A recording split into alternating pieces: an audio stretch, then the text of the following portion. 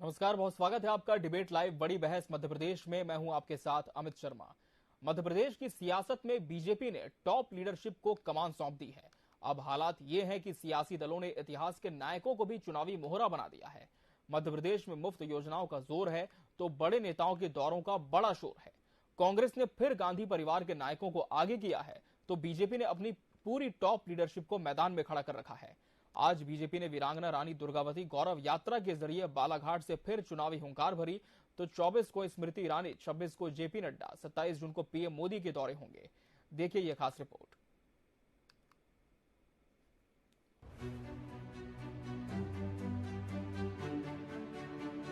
अब प्रचार करने की जरूरत पड़ रही है तो इसका मतलब यह है कि आपने 18 सालों में मध्य प्रदेश में काम के नाम पर कुछ नहीं किया है। अब जिनको ख्याली पुलाव पकाना वो पकाते रहे। बीजेपी ने चुनाव से ठीक पहले अपने सभी लीडर्स को चुनावी मैदान में उतार दिया है। सिर्फ बड़े नेता ही नहीं, बीजेपी ने चुनाव अभियान में इतिहास पुरुषों, जातीय नायकों और भावनात्मक मुद्दों को भी अपने एजेंडे में ले लिया है। अलग अलग आयोजनों के बहाने बीजेपी अपनी जुगत में है। आज बीजेपी ने बालाघाट में एक बड़ी चुनावी सभा के जरिए महाकौशल में दूसरी बार पार्टी की चुनावी धार को पैना करने की कोशिश की। वीरांगना रानी दुर्गावती के बलिदान दिवस पर भाजपा ने 5 बड़ी यात्राओं की शुरुआत की, जिनका समापन खुद पीएम मोदी करेंगे। रानी दुर्गावती सुशासन की सूत्रधार थी, वीरता और शौर्य का प्रतीक थी। उन्हें पूरा देश और विशेषकर मध्य प्रदेश देवी की तरह पूजता है। इसके बाद भोपाल में कार्यकर्ताओं से सीधे संवाद का भी कार्यक्रम प्रधानमंत्री का निर्धारित हो चुका है। एक वैभवशाली, गौरवशाली, संपन्न, समृद्ध और शक्तिशाली भारत के निर्माण के 9 साल है और उसी उपलक्ष्य में बालाघाट में एक विराट सभा का आयोजन है। आज ही वीरांगना रानी दुर्गावती, उनके शौर्य से हम सब परिचित हैं। वो भारत के स्वाभिमान की प्रतीक हैं। अकबर के सेनापति आसफ खां से लड़ी और अंततः बलिदान दिया। वो सुशासन की सूत्रधार थी। 24 जून को उनका बलिदान दिवस है, लेकिन आज 22 तारीख से 5 यात्राएं अलग अलग प्रारंभ होगी। ये यात्राएं 27 जून को शहडोल में माननीय प्रधानमंत्री जी का कार्यक्रम है। इन यात्राओं का शुभारंभ माननीय अमित शाह जी करेंगे और 27 तारीख को शहडोल पधार रहे हैं, पहले भोपाल, जहां प्रधानमंत्री जी 2 वंदे भारत ट्रेन प्रारंभ करेंगे। 24 जून को इंदौर में केंद्रीय मंत्री स्मृति ईरानी आएंगी तो बीजेपी के राष्ट्रीय अध्यक्ष जेपी नड्डा 26 जून को भोपाल पहुंचेंगे। इसके अगले दिन 27 जून को प्रधानमंत्री नरेंद्र मोदी भोपाल और शहडोल के दौरे पर आएंगे। न सिर्फ टॉप लीडरशिप का सहारा लिया जा रहा है, बल्कि इतिहास के नायकों की गौरव यात्राएं, अवतरण दिवस पर होने वाले महा आयोजन भी बीजेपी की चुनावी रणनीति का हिस्सा बन गए हैं। मध्य प्रदेश में 18 साल से भारतीय जनता पार्टी की सरकार है और ज्यादातर समय शिवराज सिंह चौहान मुख्यमंत्री है। बड़े दिल्ली के नेताओं को भारतीय जनता पार्टी यहां बुला रही है, बार बार बैठकें हो रही है, बार बार उनकी सभाएं हो रही है। ये दिखाता है कि शिवराज सिंह चौहान के नेतृत्व में बीजेपी ने मध्य प्रदेश में कुछ भी नहीं किया है। अब प्रचार करने की जरूरत पड़ रही है तो इसका मतलब यह है कि आपने 18 सालों में मध्य प्रदेश में काम के नाम पर कुछ नहीं किया है। मध्य प्रदेश की जनता इस बार भारतीय जनता पार्टी का ऐसा खदेड़ा करेगी कि इतिहास में कभी नहीं हुआ होगा। मध्य प्रदेश में प्रचंड बहुमत से कांग्रेस सरकार बनाने जा रही है। बीजेपी लाडली बहना योजना के साथ महापुरुषों और शीर्ष नेतृत्व के सहारे है तो कांग्रेस ने वोट पाने के लिए मुफ्त योजनाओं के वादों की झड़ी लगा दी है। हालांकि प्रदेश की 2 करोड़ महिलाओं को 1500 रुपए देने यानी सालाना 36,000 करोड़ सिर्फ एक योजना के लिए कहां से आएंगे, इसका जवाब अर्थशास्त्रियों को नहीं मिल पा रहा। चुनाव में जीतने की चाह में हद से गुजर जाने को दोनों ही दल उतारू हैं।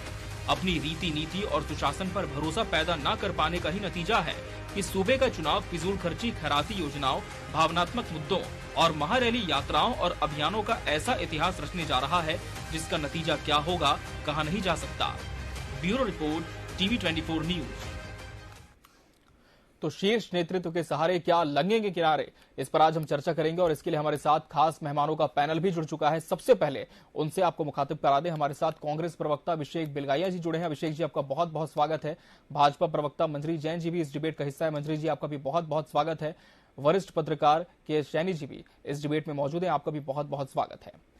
अभिषेक जी, जिस तरह से लगातार हम देख रहे हैं कि बीजेपी का शीर्ष नेतृत्व अब मध्य प्रदेश पहुंच रहा है, अब चुनावी साल भी है, ऐसे में पूरी तैयारी है कि कहीं पर कोई भी कसर छूट ना जाए। हालांकि कांग्रेस इसे ये कहते हुए बता रही है कि पिछले 18 सालों में कोई काम नहीं किया, इसी वजह से अब प्रचार की जरूरत है। लेकिन क्या आपको नहीं लगता कि बीजेपी किसी भी तरह से तैयारियों में कसर नहीं छोड़ना चाह रही, इसी वजह से जो शीर्ष नेतृत्व है वो अब मध्य प्रदेश आ रहा है? देखिए, प्रजा से कपट और मित्र से चोरी, या हो निर्धन या हो कोड़ी। जी, भाजपा की सरकार, शिवराज सिंह जनता से हमेशा चोरी करते आए हैं, कपट करते आए हैं, छलावा करते आए हैं। पिछले 4 बार से लगभग 20 सालों से 19 सालों से आपकी सरकार है। अभी भी अगर आपको विकास की कसर रह गई है तो आप इतने सालों से कर क्या रहे थे? रही बात बीजेपी के शीर्ष नेतृत्व आने की, तो अब जनता ने बीजेपी को खदेड़ना चालू कर दिया है। बीजेपी को ऐसा भगाएगी जनता इस बार मध्य प्रदेश से, ऐसा भगाएगी कि इन्हें अपनी नानी याद आ जाएगी। मंत्री जी, सुना आपने, अभिषेक जी कह रहे हैं कि कमलनाथ जी के प्रचार इसलिए करना पड़ रहा है क्योंकि 18 सालों में कोई काम नहीं किया। इस पर आपका जवाब? जी मंत्री जी। पहली बात तो मैं ये कहना इन्होंने कोई काम किया ये होता, प्रचार नहीं किया जा रहा है। जी, कांग्रेस ने कभी भी किसी भी स्वतंत्रता संग्रामी को महत्व नहीं दिया। जी, भारतीय जनता पार्टी ने हमेशा उन बलिदानियों के प्रति अपनी कृतज्ञता जाहिर की है। जी, कांग्रेस ने ना तो इस इतिहास को गढ़ा और ना पढ़ा। कांग्रेस हमेशा नेहरू और गांधी परिवार तक ही सीमित रही, वो उसी को ही महिमा मंडित करती रही। जी, आज भारतीय जनता पार्टी की सरकार उन आदिवासी बलिदानियों और जननायकों को याद कर रही है, तो इसको प्रचार या इस तरीके की कोरी इनकी जो मानसिकता है, जो छोटी मानसिकता है, वो दर्शाता है। जी, यस सैनी जी, क्या आप भी सहमत हैं कि सिर्फ महापुरुषों को याद करना किसी तरह के प्रचार तंत्र का हिस्सा नहीं है, या फिर इसके पीछे कोई और मंशा है? जी नमस्ते। जी नमस्कार। मेरी आवाज आती है आपको? जी जी, आवाज मिल पा रही है जी। देखिए, ये तो बात सच है कि बीजेपी के लिए जी जो चुनाव है वो बहुत आसान नहीं रहेगा जी। इंडिया जीते तो कहीं ना कहीं बीजेपी को लगता है कि शीर्ष नेतृत्व और महापुरुषों के नाम पर चुनाव को डाइवर्ट किया जा सकता है, रियल इशू कहीं ना कहीं पीछे रह जाए। जी, जो लोकल इश्यूज हैं, पर आपने देखा होगा कर्नाटक में भी ये एक्सपेरिमेंट करने की कोशिश की थी बीजेपी ने, पर वहाँ पे भी वो इतना कामयाब नहीं हुए हैं। तो मुझे नहीं लगता कि हर बार आप अगर महापुरुषों का नाम लेकर और जो शीर्ष नेतृत्व के अगर प्रदेश में काम हुआ है और फिर आप एक एडिशनल वो हो सकता है महापुरुषों के नाम पे और शीर्ष नेतृत्व का, वो आपको एक बोनस पॉइंट मिल सकता है। लेकिन अगर पूरी तरह आप जब इस पे निर्भर होते हो तो कहीं ना कहीं आप मात खा जाते हो। तो बीजेपी को मुझे लगता है कि ये इस बात का थोड़ा डर तो है कि मध्य प्रदेश में इस बार जो इनफाइटिंग और लोगों के एक एंटी इनकम्बेंसी जो माहौल बन रहा है, इसको ओवरकम करने के लिए शीर्ष नेतृत्व कुछ ज्यादा ही निर्भर हो रहे हैं। और मुझे लगता है कि ये जो है कहीं ना कहीं बीजेपी को नुकसान ना पहुंचा दे, क्योंकि यही चीज हमें हिमाचल में देखने को मिला और यही चीज कर्नाटक में भी देखने को मिला। अगर कुछ जनता के मुद्दे हैं वो पहले प्रायोरिटी में हो और फिर आप इसको एक सप्लीमेंट, एक बोनस टाइप यूज हो सकता है। लेकिन मध्य प्रदेश में ये जो एंटी इनकम्बेंसी और बीजेपी की जो इनफाइटिंग है वो भारी पड़ सकता है। जी मंत्री जी, बीजेपी को मध्य प्रदेश में एंटी इनकम्बेंसी भारी पड़ सकती है, कह रही वरिष्ठ पत्रकार, क्या इससे सहमति रखते हैं? बिल्कुल नहीं जी। ऐसी कोई बात नहीं है एंटी इनकम्बेंसी जैसी। और दूसरी बात ये है कि एक मिनट, आवाज रिपीट आ रही है। जी तो जी। हम सिर्फ विकास के नाम पर ही वोट मांगने जाएंगे जनता के पास? जी। जो भारतीय जनता पार्टी की सरकार ने जो जो जनहितैषी कार्य किए हैं, जो जो जन कल्याणकारी कार्य किए हैं, उस नाम पर हम वोट मांगने जाएंगे। हम घर घर जा सकते हैं। आज कांग्रेस के पास सिर्फ आरोप और प्रत्यारोप लगाने के सिवा कुछ नहीं है। हमारे पास कई सारी सैकड़ों योजनाएं हैं जो भारतीय जनता पार्टी की सरकार ने जनता के बीच में उतारी और आज जनता उनका लाभ ले रही है। मैं समझती हूँ एक एक परिवार में 4-4, 6-6 योजनाओं का लाभ जनता के बीच में पहुंच रहा है। हम इस बात को सिरे से नकारती हूँ कि भारतीय जनता पार्टी में एंटी इनकम्बेंसी है या जनता में माननीय शिवराज सिंह जी की स्वीकार्यता नहीं है। भारतीय जनता पार्टी हमेशा पंडित दीनदयाल जी के, उपाध्याय जी के जो एकात्म मानववाद का जो दर्शन है उसको लेकर चली, और उसी दर्शन पर आज हम काम कर रहे हैं।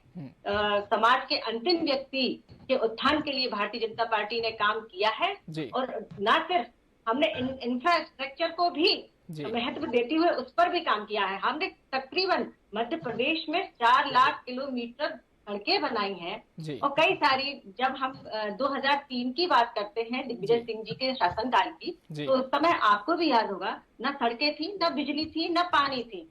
छोटी छोटी आवश्यकताओं के लिए जनता को जूझना पड़ता था, और ना ही कोई ऐसी योजना थी जो गरीब कल्याण। जी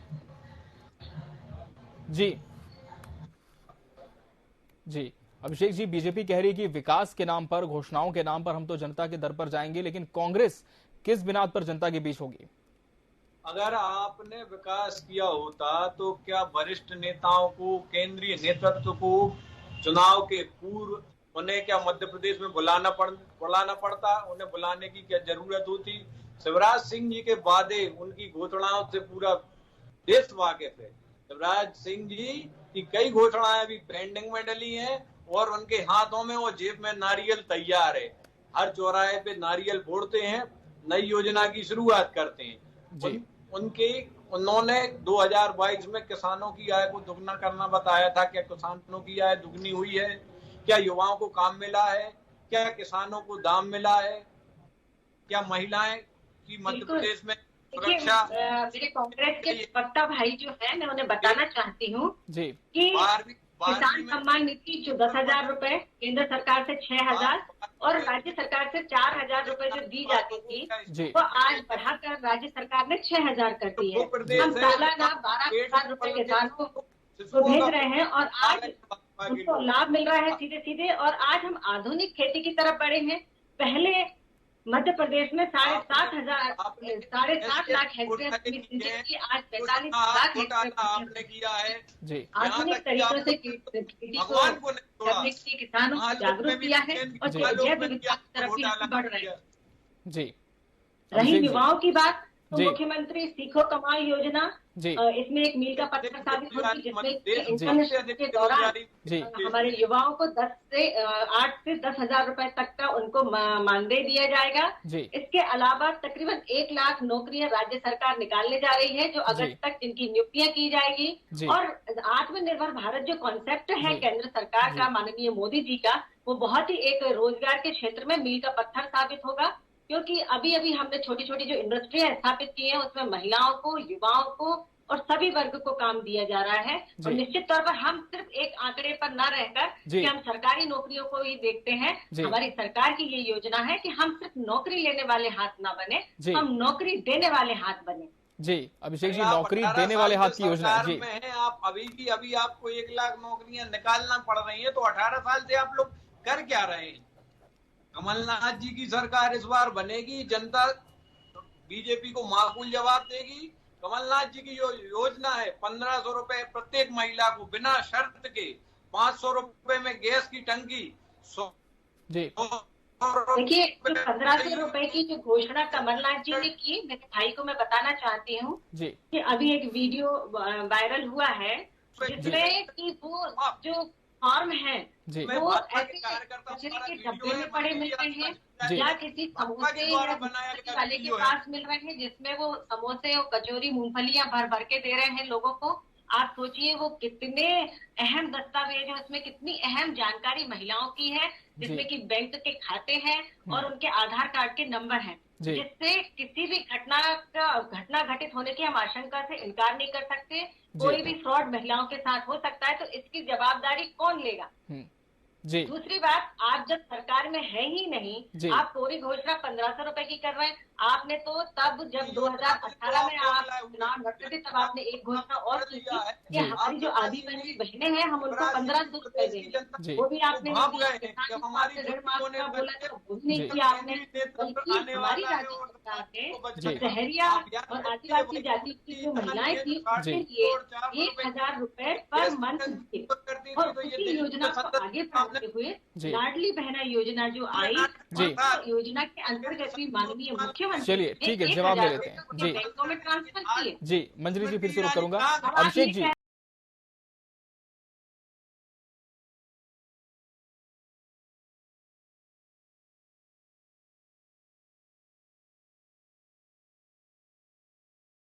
जी अभिषेक के लिए अभिषेक जी का हम रुख कर लेंगे। अभिषेक जी आपकी बात पूरी करें, फिर हम के एस शाइनी जी का रुख करेंगे। जी अभिषेक जी। मैं ये कहना चाह रहा हूं कि शिवराज सिंह जी को प्रदेश की जनता रवाना करने वाली है, इस स्थिति को वो भांप गए हैं, इसलिए केंद्र से नेता बुला रहे हैं। ये वही स्मृति ईरानी है जो 2014 के पहले सर पे गैस का सिलेंडर, सब्जियों की माला लेके घूमती थी, सर पे सिलेंडर लेके, जब 400 रुपए का सिलेंडर हुआ करता था। अब वो स्मृति ईरानी जी कहाँ है? सिलेंडर 1150 रुपए का है जी। 24 तारीख को आएंगे मध्य प्रदेश स्मृति ईरानी जी। वो 500 रुपए में सिलेंडर देगी महिलाओं को जी। के एस शाइनी जी, दोनों ही प्रवक्ताओं का आपने सुना, लेकिन सवाल वही है कि क्या ये जो टॉप लीडरशिप है, इसके आने से क्या किसी भी तरह का फायदा जमीनी स्तर पर अगर हम देखें तो भारतीय जनता पार्टी को हो सकता है? नहीं, बिल्कुल। जब शीर्ष नेतृत्व भाषण होते हैं और लोगों को बात वो इससे फर्क पड़ता है। लेकिन मेरा सिर्फ एक कहना, जैसे मंजूर जी ने कहा कि हम लोग जो है विकास के नाम पे जनता के पास जाएंगे, तो क्या सही में जो आपकी प्रायोरिटी लिस्ट में जो आप लोगों के पास जाओगे तो आपकी प्रायोरिटी में नेशनल इश्यूज रहेंगे कि लोकल इश्यू रहेंगे? जैसे ही आप शीर्ष नेतृत्व आते हैं और उसके नाम पे आप चुनाव लड़ते हो, तो जो लोकल इश्यूज है वो बैकग्राउंड पे चले जाते हैं, नेशनल इश्यूज जो है वो फोरफ्रंट पे आ जाते हैं। जब नेशनल इश्यूज से आप लोकसभा इलेक्शन लड़ते तो जरूर उसका फायदा मिलता है, लेकिन विधानसभा चुनाव में लोग जो है, हमारे देश के लोग बहुत समझदार है, चाहे गाँव के लोग हों, वो पॉलिटिकली बहुत अवेयर है।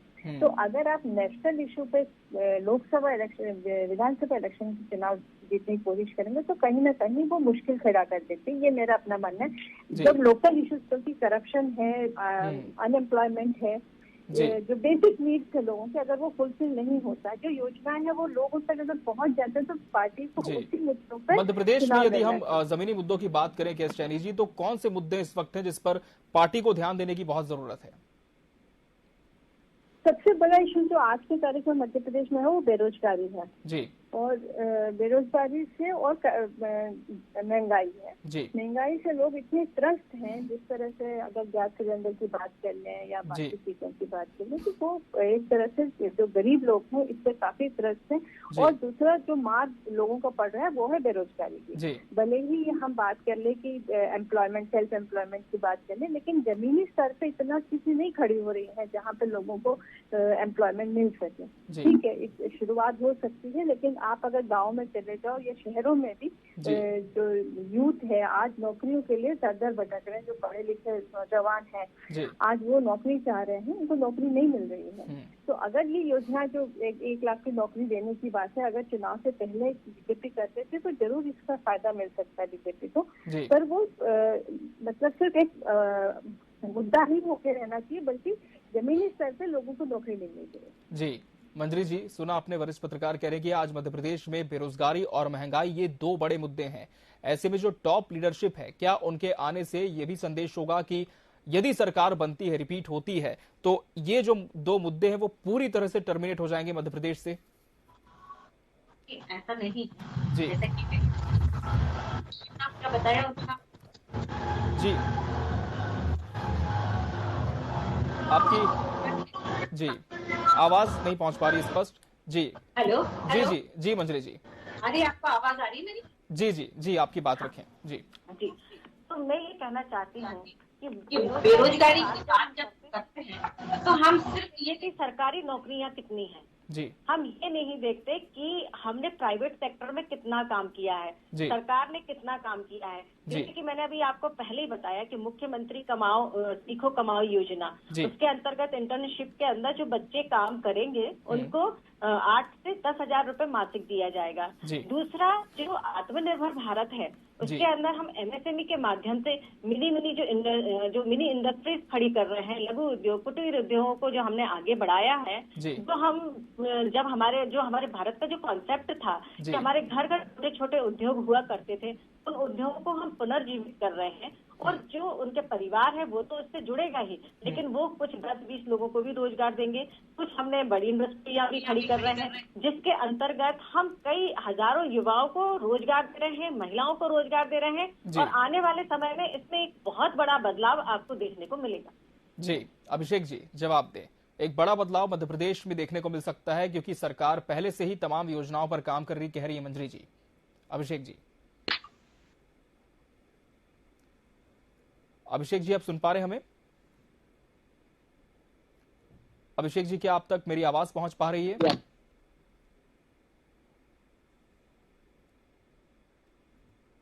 जी, चलिए हम अभिषेक जी का रुख करेंगे फिर से। केएस सैनी जी, निश्चित तौर पर अब तो पूरी फेहरिस्त तैयार है। 24 तारीख को स्मृति ईरानी, 26 तारीख को जेपी नड्डा और 27 जून को खुद पीएम मोदी का दौरा होना है, प्रस्तावित है। आज अमित शाह का दौरा होना था, लेकिन किसी वजह से नहीं हो पाया।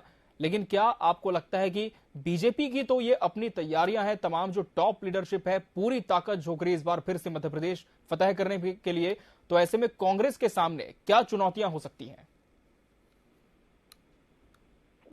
देखिए, मध्य प्रदेश आज की तारीख में बहुत ही इम्पोर्टेंट स्टेट है कांग्रेस के लिए और बीजेपी दोनों के लिए। जी, एक ऐसा राज्य है जहाँ पे कांग्रेस को लगता है कि एंटी इनकम्बेंसी की वजह से वो भले ही उनके अपने खुद के कोई अचीवमेंट या दिखाने के लिए नहीं है या कोई इश्यूज नहीं है, लेकिन एंटी इनकम्बेंसी की वजह से कांग्रेस को मिल सकते हैं कि कांग्रेस का एक विश्वास है। जी, तो वही फैक्टर को एनकाउंटर करने के लिए बीजेपी जो स्ट्रैटेजी बना रही है वो यही है कि वो शीर्ष नेतृत्व को लाकर चुनाव यहाँ पे जीता जाए। पर कांग्रेस के पास भी ऐसे कोई मुद्दे लेकिन मुझे जनता के पास जाते हुए आज तक नहीं दिख रहा जिससे कांग्रेस जो है अब इस चीज को एनकैश कर सके। जिसकी एंटी इनकम्बेंसी है उसको एनकैश करने के लिए बीजेपी को और कांग्रेस को और ज्यादा तीव्र उससे जनता के सामने जाना पड़ेगा इन मुद्दों को लेकर। जैसे महंगाई है, जैसे मैंने कहा महंगाई है, या भ्रष्टाचार है, और कई मुद्दे हैं जो लोकल एमएलए से उनके प्रति जो नाराजगी है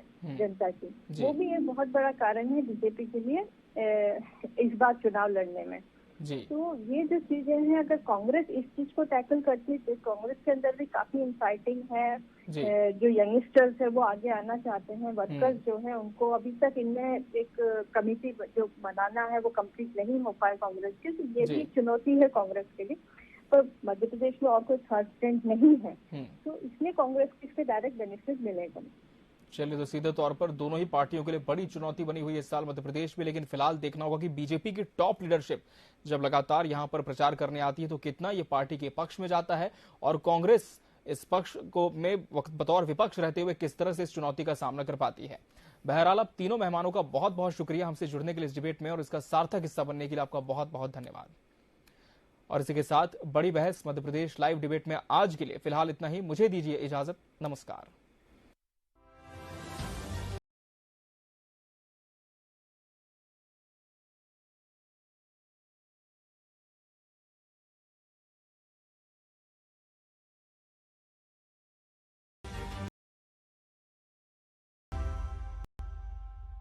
राजनीति खेल है शह और मात का, घात और प्रतिघात का। राजनीति के खेल में कौन है राजा, कौन है प्यादा, कहां टूटी है संयम की मर्यादा, जनता में कौन लोकप्रिय है ज्यादा, बताएं।